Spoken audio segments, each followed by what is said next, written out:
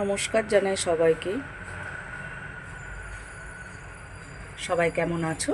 আশা করি রাধা মাধবের কৃপায় সবাই ভালো আছো, সুস্থ আছো। গতকালকে ছিল একাদশী আর আজ হচ্ছে দ্বাদশী। সবাইকে জানাই দ্বাদশীর শুভেচ্ছা। চলে এসেছি দেখো ঠাকুর ঘরে, তোমাদেরকে একটু দর্শন করাবো বলে।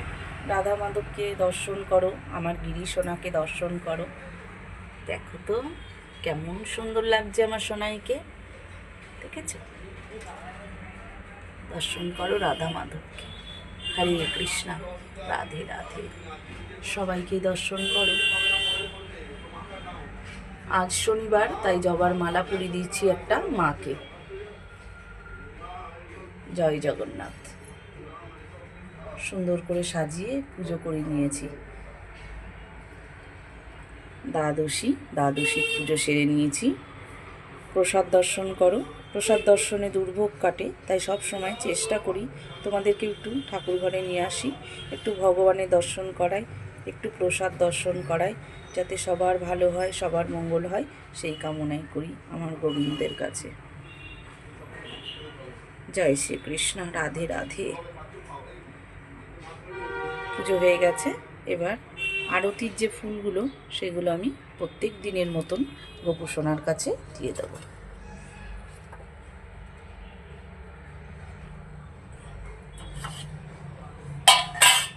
পুজো হয়ে গেছে, এবার আমি প্রসাদটাকে নামিয়ে নেব। পুজো করে নিয়ে চলে আসলাম, দেখো প্রসাদটাকে নামিয়ে। এবার এই প্রসাদটাকে মাখবো। তুলসী পাতাগুলো প্রথমে একটু সরিয়ে দিলাম। এবার আজকে চিড়ে ভোগ দিয়েছি, যেহেতু আজকে দ্বাদশী, তার জন্য আজকে চিড়ে ভোগ দিয়েছি।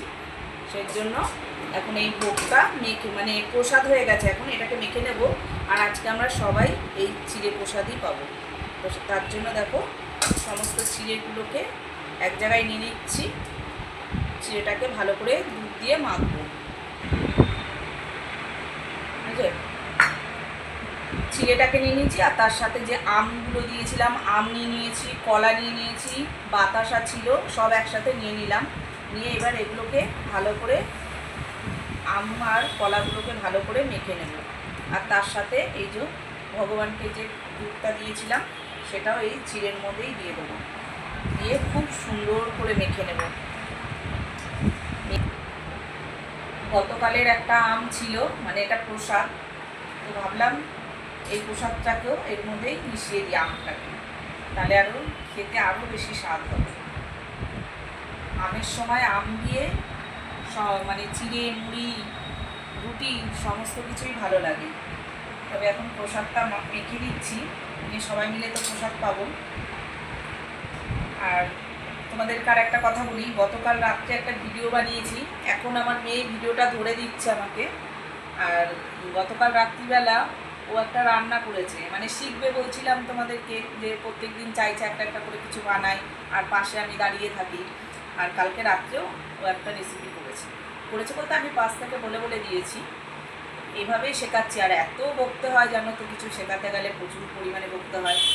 আর গতকাল করেছিলাম মুখোশ, প্রচুর বকেছি ওর সাথে। তা সেই ভিডিওটা আর আজকের ভিডিওটা একসাথে তোমাদেরকে দেব, তোমরা সবাই দেখো রান্না করেছে আর আমি কত চিল্লিয়েছি ওর পেছনে।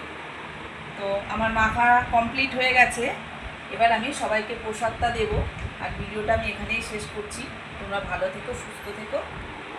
আর ভিডিওটা ভালো লাগলে একটা লাইক করো, নতুন হলে একটা সাবস্ক্রাইব করে দিও। চলো তাহলে এখন রাখি। নমস্কার বন্ধুরা, সবাই কেমন আছো? আশা করি রাধা মাধবের কৃপায় ভালোই আছো। আজ চলে এসেছি একটু রাতের ভিডিও নিয়ে। আজকে রাত্রে বানিয়ে রাখছি, কাল এটাকে তোমাদের কাছে আপলোড করে দেবো। তো আজকে দেখো, আজকে ও মেয়ে, মানে ছোটো মেয়ে বললো আজকে রাত্রের রান্নাটা আমি করবো। রাত্রে রান্না বলতে পনিরটা, পরোটা যেহেতু কোনো দিন করেনি, তো আজ প্রথমবারও পনির কাটলো। দেখো পনিরটাকে চৌকো শেপে কেটে নিচ্ছে। এটুকুনি তো পারারই কথা, অসুবিধার কিছু নেই। হ্যাঁ, তো পনিরটাকে কেটে নিচ্ছে, বলছে রাত্রিবেলায় খাবে পনির আর পরোটা। আর এদিকে দেখো পরোটা করবো বলে ময়দা নিয়ে নিয়েছি, তার মধ্যে দিয়ে দিয়েছি টক দই, নুন, চিনি, আর একটু তেল দেবো, সাদা তেল। সাদা তেলটার প্যাকেটটাকে কাটতে হবে, তো সাদা তেল দিয়ে দেবো একটু। পনিরটা তো কেটে রেডি হয়ে গেল। দেখো রাত্রিবেলায় বাবা আর মেয়ে খাবে। আজ তো যেহেতু একাদশী, আমি খাবো না। আর দুপুরবেলায় কোনো রকম সেদ্ধ ভাত খাইয়েছি, তোমাদের দেখালামই তো। তো এই বেলায় যখন আবদার করেছে পনির আর পরোটা খাবে, তো এবার করতেই হয়, আর সেখানে ও বললো আমি করে দেবো। এদিকে দেখো একটা বড় সাইজের টমেটো আর বেশ কিছুটা চীনাবাদাম সেটাকে পেস্ট করে নিয়েছি, যেহেতু চাল মগজটা নেই তার জন্য। আর এখানে আগের থেকেই ফ্রিজে একটু নিরামিষ মশলা করা ছিল, যেটার মধ্যে রয়েছে আদা, গোটা জিরে আর গোটা শুকনো লঙ্কা। তবে এই মশলাটাতেই হয়ে যাবে আজকে পনিরটা। একটু গ্রেভিটাকে গাঢ় করার জন্য একটু চীনাবাদাম দিয়ে দিয়েছি। আর দেখো রাতে রান্নাটা হবে বলে কিছু জিনিস ছিল না, সেটাকে অনলাইন করে নিলাম। একটা সাদা তেলের প্যাকেট নিয়েছি, আর নিয়েছি একটু আদাটা যদিও রাত্রে দরকার ছিল না, তবে এটা আমার একটু ইচ্ছা হলো যে আমি আগে মানে অনলাইনে যাই অর্ডার করি না কেন, সবজি বা আদা পেঁয়াজ এসবগুলো অর্ডার করিনি, এগুলোই প্রথমবারই করলাম। ভাবলাম একটু আদা অর্ডার করে দেখি কেমন হয়। তবে দেখো আদাটা বেশ ভালোই, কিন্তু বেশ ফ্রেশ আছে, ভালোই লাগছে আমার কাছে, তো ভালোই লাগলো, বেশ ফ্রেশ।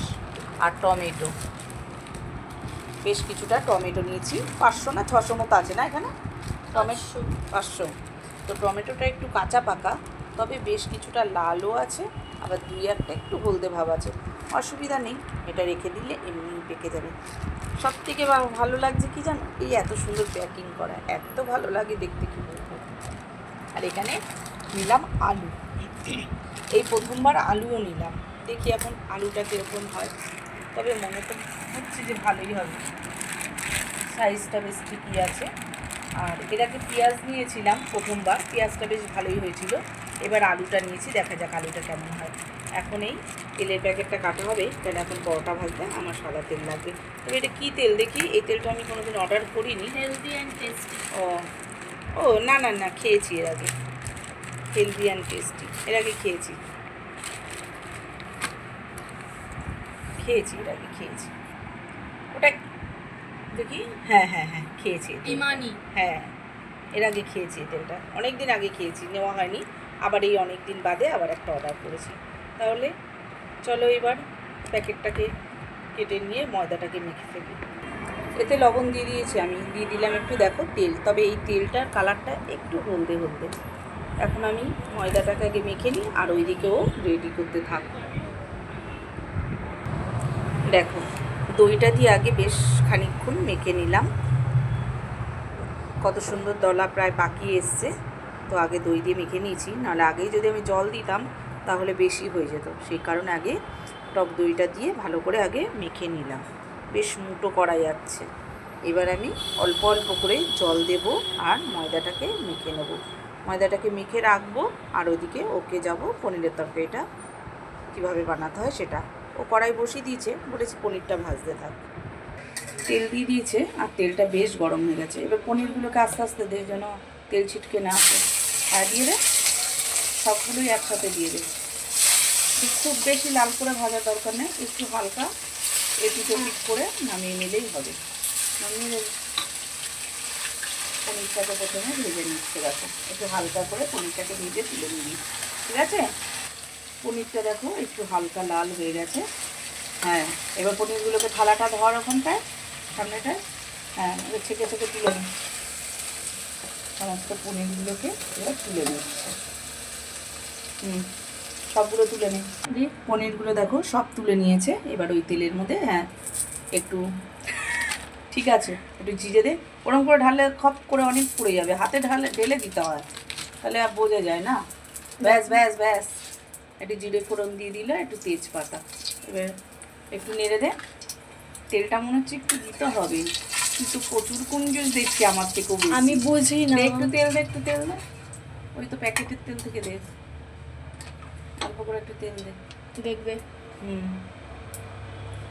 খুব বেশি পনির নেই, ঠিক আছে ঠিক আছে ঠিক আছে, খুব বেশি পনির নেই, তবুও একটু তো তেল দিতেই হবে, একদম কম তেলে কী করে হবে। যা এবার মশলাটা নিয়ে আয়। এর মধ্যে একটুখানি গোটা গরম মশলাও দেওয়া যেতে পারতো, কিন্তু যেহেতু গোটা গরম মশলাটাই অর্ডার করা হয়নি, নেই, একটু গুঁড়ো দিয়ে দেবো, অসুবিধা নেই। তবে শিখুক, পরে বলে দেবো আবার। এবার দেখো ফোড়নটা হয়ে গেছে, এবার মশলাটা যে বেটে রেখেছিলো সেটাকে দিয়ে দিচ্ছে। প্রথমেই দিয়ে দিচ্ছে, সবসময় গ্যাসটাকে কমিয়ে তারপরে হচ্ছে মশলা টশলা দিতে হয়, তা নাহলে গায়ে ছুটতে হয়। ঠিক আছে, এবার এই মশলাটা দিয়ে দে, সমস্ত মশলাটাই একেবারে ও দিয়ে দিল। একটু তাড়াতাড়ি হাত স্পিড করতে হয়, তা নাহলে পরে মশলাটা পুড়ে যাবে দিকে। হ্যাঁ, এবার পুরো মশলাটা কাচিয়ে ভালো করে পরিষ্কার করে দে। এই যে চিনে বাদামটা দেওয়া হলো, পরে নাড়বি, আবার তো নাড়তে হবে। মশলাগুলোকে হাত দিয়ে ভালো করে কাচিয়ে পরিষ্কার করে দে। ওখানটা নিয়ে যা। পুরোটাকে ঢেলে দে, ওর গায়ে অনেক মশলা লেগে রয়েছে। তারপরে একটু সামান্য জল দিয়ে এই জেটটাকে, মশলার বাটিটাকে ধুয়ে দিতে হয়, তাহলে কি হয়, মশলাটা নষ্ট হয় না। এটা এখন নতুন শেখাচ্ছি, মানে অনেক কিছু কথা বলতে হবে আমাকে। আর আজকে করেছি উপোস একাদশী, আর এর পেছনে খুব বকতে হচ্ছে আজকে আমাকে। এই দেখো মশলার বাটির মধ্যে একটুখানি জল দিয়ে নিয়েছে, এবার এই জলটাকে এই মশলার মধ্যে দিয়ে দেবে, যেটা আমরা করি বড়রা, সেটা ওকে তো শেখাতে হবে, তা নাহলে মশলাগুলো তো নষ্ট হয়ে যাবে বাটির মধ্যে থেকে। এবার ভালো করে মশলাটাকে কষাতে হবে। এর মধ্যে আরও কিছু পড়বে, এর মধ্যে নুন দাও, হলুদ দাও, লঙ্কা কি আর দিবি? ওর মধ্যে লঙ্কা বাটা ছিল, ঝাল ঝাল খাবি না কি? না না ঠিক আছে, অল্প ঝাল, আচ্ছা ঠিক আছে। এবার আবার পরে নাড়বি। নুন দাও, এই যে লবণ তোলা এখানটায় আছে, কত এটাই একটু কমিয়ে দে, কেন অল্প জিনিস তো, আর বেশি হলে পরোটার সঙ্গে পোড়া হয়ে যাবে। দিয়ে দিলে একটু লবণ, এবার একটু হলুদ গুঁড়ো, ওখানটায় আছে, হলুদের প্যাকেটটা বার করো। হ্যাঁ, অল্প করে হলুদ, কই পড়েছে? এই তো ব্যাস ব্যাস। হ্যাঁ, দিয়ে দেবে একেবারে একটু চিনি, সব কিছু একসাথে দিয়ে দাও। বারবার ওরকম বার করতে হবে না, আস্তে আস্তে বড় হবে যখন, তখন নিজের মতন রান্না করতে শিখে যাবে। এখন কি কি লাগছে, কিভাবে দিতে হবে, কতটা কি পরিমাণ সেটা দেখাতে হবে। 1 চামচ দিয়ে দাও ভর্তি করে, দিয়ে দে পুরোটা, আর একটু দে, বলছি না আমার থেকেও কঞ্জুস। আমি বুঝি কি পরিমাপ কি আমি বুঝি। 1 চামচ বলেছি মানে ওটা হাফও ওঠেনি। এবার ভালো করে কষা মশলাটাকে, এবার মশলাটাকে খুব ভালো করে কষাতে হবে। দেখো মশলাটাকে কষছে, মশলাটা দেখো কষা হয়েই আসছে প্রায়, আরও একটু কষতে হবে, একটু ভালো করে খুঁটিটা চালাতে হবে, যাতে কাঁচা গন্ধটা না থাকে। টমেটো একসাথে সমস্ত পেস্টগুলো দিয়ে দেওয়া হয়েছে। হ্যাঁ, এবার ভালো করে কষানো হয়ে গেছে মশলাটা। দেখো এবার পনিরটাকে ঢেলে দেওয়ার মধ্যে, খুন্তি ওখানেই থাক, ওখানেই নিচেই রাখো, ওখান থেকে পড়বে আবার, তুমি তো কামার মতো কাঁচাতে পারবে না। পুরো ঢেলে দাও ওটা ধরে, থালা ধরে, খুব বেশি নেই, অল্পই আছে। বললাম না আজকে ভালো দিনে এসেছিস রান্না শিখতে, উপোস করে এত চিল্লানো যায় না। ঠিক আছে, এবার নাড়ো ভালো করে, মশলার সাথে ভালো করে সব মেশাও। খুন্তিটা সোজা করো একটুখানি। হ্যাঁ, একটুখানি মশলাটার মধ্যে ঢুকে যাও। লবণটা দিয়েছো ঠিকই, ঠিক আছে, থাক, পরিমাপ বুঝে পরে আবার একটু দেওয়া যাবে। আর পোড়া হয়ে গেলে একদম ভালো লাগবে না। দেখো ভালো করে কষছে, আর একটু কষে কষা হয়ে গেছে। এবার দিয়ে দেবে পরিমাণ মতন জল, জল দিয়ে দিলে জল, একেবারে একটু গরম মশলাটা দিয়ে দিলে আমার কাজটা সেরে দেবে। আমি ময়দাটা মাখিয়ে দাও, কারণ খুব বেশি জল দেওয়ারও দরকার নেই, এটাই ঠিক আছে। একটু মাখা মাখা হবে, সেরকমভাবে জলটাকে দিতে হবে। এই হচ্ছে রাঁধুনি, তাহলে হয়ে গেল। এবার ঢাকা দিয়ে দিয়ে 2 মিনিট একটু ফুটুক, একটু গরম মশলা ঘি দিয়ে নামিয়ে দিলে হয়ে যাবে আজকের মতন পনির রান্না। তাহলে চলো আজকের ভিডিওটা আমি এখানেই শেষ করি, আজ রাজশ্রী বৈরাগীর পনির রান্না দিয়ে। আর আমি তো সঙ্গে ছিলামই, বলে বলে দিলাম, এরকমভাবে 2-1 বার দেখাতে দেখাতে শিখে যাবে। তারপর যখন আমি পারবো না তখন ও একাই করে নেবে, তাই তো? চলো এবার একটু ঘি গরম মশলা দিয়ে নামিয়ে নেবে, বেশিক্ষণ তো দরকার নেই, যেহেতু আলু দিইনি আমি, তার জন্য বেশিক্ষণ করতে একদমই লাগবে না। ভিডিওটা তাহলে এখানেই শেষ করি, আবার কালকে দেখা হচ্ছে তোমাদের সাথে। শুভরাত্রি, সবাই ভালো থেকো, সুস্থ থেকো।